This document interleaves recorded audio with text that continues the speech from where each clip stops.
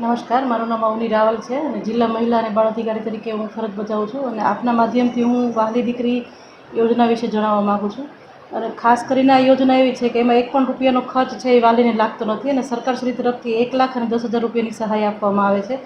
ખાસ કરીને દીકરીના જન્મની 1 વર્ષની અંદર છે એ આ અરજી ફોર્મ છે એ ભરી દેવાનું હોય છે અને સહાય 3 તબક્કામાં મળે છે. સૌથી પહેલાં દીકરી જ્યારે પહેલા ધોરણમાં આવે ત્યારે 4,000 રૂપિયા, દીકરી જ્યારે 9મા ધોરણમાં આવે ત્યારે 6,000 રૂપિયા અને દીકરી 18 વર્ષની થાય ત્યારે એમને 1,00,000 રૂપિયાની સહાય મળે છે અને ટોટલ 1,10,000 રૂપિયાની સહાય છે.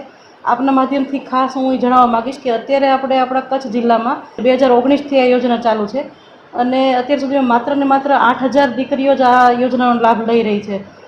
ટેકોનો ડેટા જોઈએ, જે આપણે આરોગ્ય વિભાગના ડેટા છે, તો એમાં દર મહિને આપણા કચ્છ જિલ્લામાં 1700થી 1800 દીકરીઓનો જન્મ થાય છે અને જ્યારે આપણી પાસે માત્ર ને માત્ર 200 જેટલી દીકરીઓના જ અરજી ફોર્મ આવી રહ્યા છે, તો એક પ્રચાર પ્રસાર પણ થાય. જો આપ મારી વાત સાંભળી રહ્યા છો તો આપ આ વાત છે એ આપના પડોશીને અથવા તો જે પણ જગ્યાએ દીકરીનો જન્મ થાય છે એને આપ જણાવી શકો છો. આમાં બીજો કોઈ ક્રાઇટેરિયા નથી, ગ્રામ્ય હોય કે શહેરી હોય.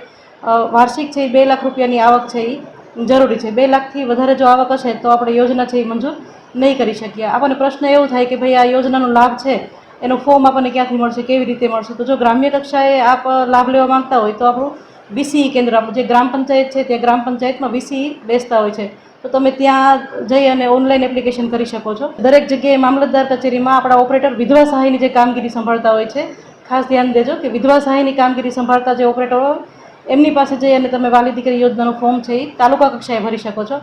અને ડાયરેક્ટ જો આપ જિલ્લા કક્ષાએ આવવા માંગતા હોય તો આપણી જિલ્લા મહિલા અને બાળ અધિકારીની કચેરી છે, લેવા પટેલ હોસ્પિટલની બાજુમાં છે, મુંદ્રા રોડ ઉપર સેવા સદનમાં બીજા માળ ઉપર આપણી કચેરી છે. ત્યાં પણ આવી અને આ ફોર્મ છે એ ભરી શકો છો. ખાસ ધ્યાન એ છે કે જે દીકરીના જો 18 વર્ષ પહેલાં લગ્ન થશે તો આ લાભ છે એ મળવાપાત્ર થશે નહીં, અથવા તો દીકરીનું છે કોઈ પણ કારણસર જો મૃત્યુ થાય તો જેટલી હપ્તો એને મળ્યો છે એટલો જ મળશે, ત્યાર પછીનો હપ્તો છે એ મળવાપાત્ર નથી. અત્યાર સુધી એવું હતું કે ભાઈ ખાલી જે માતા પિતા હોય, પોતાની દીકરી હોય એને જ આ લાભ મળતો હતો, પણ હવે એવું થઈ ગયું છે કે માનો કે અડોપ્ટેડ એટલે કે દત્તક દીકરી હોય તો એમને પણ આ યોજનાનો લાભ મળવાપાત્ર છે. અને ખાસ કરીને જો અનાથ આશ્રમ જે પણ દીકરીઓને પાળતા હોય તો એમને પણ આ યોજનાનો લાભ મળવાપાત્ર છે.